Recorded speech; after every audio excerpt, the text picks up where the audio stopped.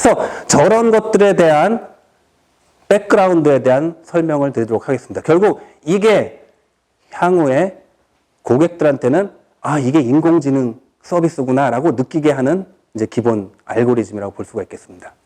일단 첫 번째로 목표 중심 투자라고 말씀드릴 수 있는데요. 지금은 행동 경제학이 굉장히 이제 일반화되어 있지만 금융위기 전까지는 이게 마이너였고요. 별로 대접을 못 받았어요. 예. 그런데 금융위기 이후에 이제 막 떴죠. 사실은 여기 마코이츠라는 분은 원래 전통 경제학자인데 이쪽에 행동 경제학자하고 손 잡고 목표에 세우고 그 목표에 맞는 투자를 해야 된다라는 연구를 진행하고 계시고요. 그 다음에 이 머튼 교수님도 굉장히 이분도 그렇고 이분도 그 노벨 경제학상 받으신 분들인데요. 이분이 말씀하시는 자산운용 중에 투자 목표 달성에 초점을 둔 최적화 프로세스를 구축했는데 저는 무슨 얘기냐면은 많은 종류의 커스터마이징을 해야 되는데 테일러 메이드 서비스를 제공해야 되는데 그 테일러 메이드가 될 수 있도록 조직을 구축해야 된다라는 얘기입니다. 그 조직의 구축에는 당연히 기술이 밑바탕에 있어야겠죠.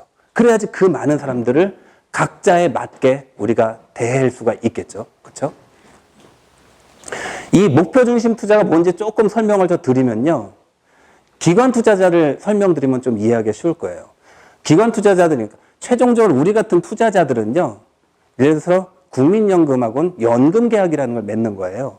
그다음에 예를 들어서 내가 보험사에다가 뭐 퇴직연금이나 연금보험 계약을 맺었다면 그런 계약을 맺은 거죠.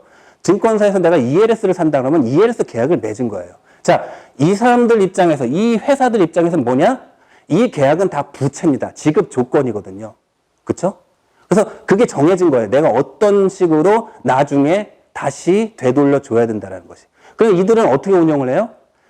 맡겨진 돈 가지고 운영을 하는데 그 운영을 할 때 이 투자 방식은 이 부채 구조의 성과의 변화에 최소한으로 될 수 있도록 자산 투자를 합니다. 그래서 이 모든 회사마다 다른 전략이 짜질 수밖에 없어요. 왜? 그래서 보험사 같은 경우, 생보사 같은 경우는요, 내가 지급해야 될 평균, 우리가 듀레이션 하는데 10년이 훌쩍 넘어갑니다. 생명보험 같은 경우 20년, 30년이거든요. 반면 화재보험 같은 경우 자동차 보험 1년짜리입니다. 그러니까 생보사 입장에서는 20년, 30년짜리 채권을 투자를 해야 되고요. 화재보험 같은 경우는 1년짜리 채권에 투자를 해야 됩니다. 이 기간을 맞춰야 돼요. 네. 그러니까 다 틀린 거죠. 이게 목표 중심 투자거든요. 그래서 먼저 LDI라는 게 이제 그런 거고요. 제가 말씀을 드렸던 거고. 자, 이 고을 베이스드 인베스팅이 일반인 대상으로 해서 처음에 나온 게 베터먼트입니다. 베터먼트라는 회사를 혹시 들어보신 분? 자, 이 베터먼트가요, 로보 어드바이저에서 항상 얘기되는 1세대 최초의 대표 로보 어드바이저 회사입니다. 근데 요게 지금 여기 그 날짜를 보시면은 2012년으로 이렇게 돼 있어요. 이게 목표거든요. 제가 2012년, 2011년에 고을 베이스드 인베스팅의 모범 사례로 제가 캡처를 떴었던 건데요. 제가 아랍을 갔다 오고 나니까 로보 어드바이저 회사라는 이름으로 바뀌었더라고요. 네. 원래는 고을 베이스드 인베스팅이에요. 그래서 내가 계좌를 3개를 만들었고요. 이게 의미하는 거는 이 계좌별로 대학의 학자금, 그 다음에 내가 새 집을 사기 위한 자금 마련, 그 다음에 내가 2013년에 유럽 여행을 가기 위한 자금 마련해서 이렇게 다른 계좌를 열고 그 계좌 각각에 대해서 투자를 하게 하는 플랜을 세운 거예요. 근데 같은 사람인데 지금 보시면은 여기는 주식이 60%고요. 여기는 48%, 여기는 75%죠. 예. 안정적으로 내가 굴려야겠다. 그 다음에 여행 가는 거는 내가 뭐 이게 예를 들어서 뭐 결혼 기념일 10일이 많이 나면은 좀 더 럭셔리하게 가고 아니면 소확행 가지. 이게 가능하잖아요. 예. 이제 그런 사례로 시작을 했는데 이게 온라인 서비스다 보니까 이제 저게 로보 어드바이저라는 이름으로 대표 주자가 된 겁니다. 그러니까 애초에 이 회사의 창업 동기는요, 로보 어드바이저라는 그런 회사를 만들려는 게 아니라 일반인들한테 온라인에서 목표 중심 투자를 해주는 그런 서비스로 시작을 했던 거죠. 그 목표 중심 투자라는 것이 집합 투자, 펀드로서는 딱 한 가지 종류의 상품이 있습니다. 그게 요즘 광고 많이 들어보실 정도로 TDF, 타겟 데이트드 펀드라고 하는데 이게 퇴직연금 펀드예요. 예. 근데 펀드는 아까 말씀드렸듯이 다양한 사람들이 들어왔기 때문에 다 목표가 다를 수밖에 없는데 퇴직연금은 목표를 같은 걸 만들 수 있는 거예요. 그래서 이 경우는 옛날에 제가 만들었던 건데 2016년쯤에 은퇴하시는 분을 위한 2015년에 그 주변에 은퇴하시는 분을 위한 펀드예요. 그러면 이 사람들은 다 똑같아요. 내가 그때 은퇴해서 이 쌓은 돈을 찾아야 돼. 그래서 여러 사람이 있지만 동일한 목표를 갖게 되기 때문에 펀드로서 이 구조가 가능했던 거죠. 그래서 주식 투자 비중을 높이다가 만기가 가까울수록 주식 투자 비중을 줄이고 채권으로 전환하는 그런 구조로 다 만들었어요. 지금 다 똑같습니다. 저걸 이제 글라이드 패스라고 하는데요. 제가 2005년에 퇴직연금이 도입될 때 제가 그때 프루덴셜 자산운용에서 제가 설계했던 겁니다. 똑같습니다. 이제 이런 것들이 목표에 맞게 내가 어떻게 투자하느냐에 대한 얘기죠. 예. 뭐 이거는 뭐 이렇게 줘서.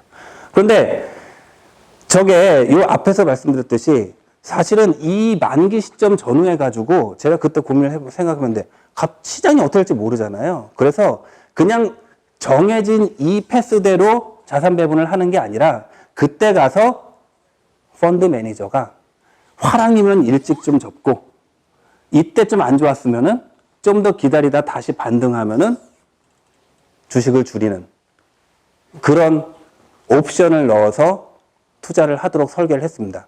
왜냐하면 그 시점은 우리가 미리 알 수가 없는 거기 때문에요. 예.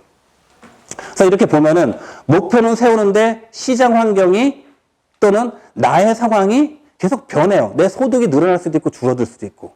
그렇죠? 예. 아니면 내가 집을 하나 장만했는데 운 좋게 그 집이 갑자기 폭등을 할 수도 있고. 예. 그래서 뭐 다른 데로 갈아탈 수도 있고요. 알 수가 없잖아요. 미래 거는. 그러니까 사실은 이렇게 목표를 세우고 실행을 하고 반복하는 겁니다. 그게 GBI고요. 그다음에 행동 경제학에 대한 얘기인데 사실 금융 서비스라는 거는 너무 힘듭니다.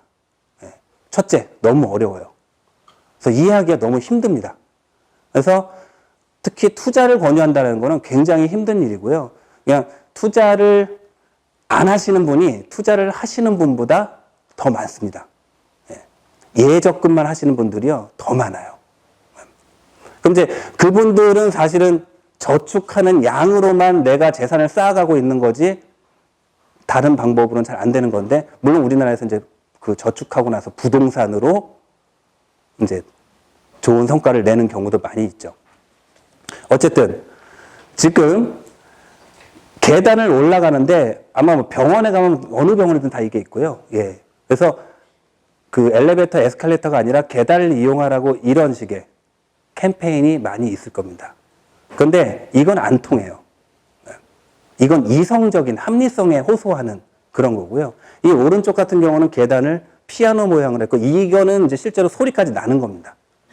그래서 감성에 호소를 하는 건데, 실제로 금융은 너무 이성에만 의지를 하고 있죠. 여태까지 그렇게 팔아왔어요. 금융 서비스를.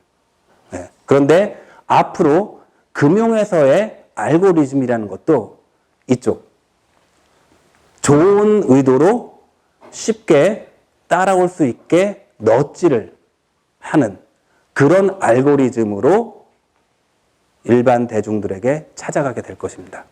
그래서 뭐 그런 방법론에 대한 연구 사례들도 있고요. 예. 그리고 그런 것들이 모바일에서 어떤 식으로 중간에 넛지를 해주고 그런 것들에 대한 것들이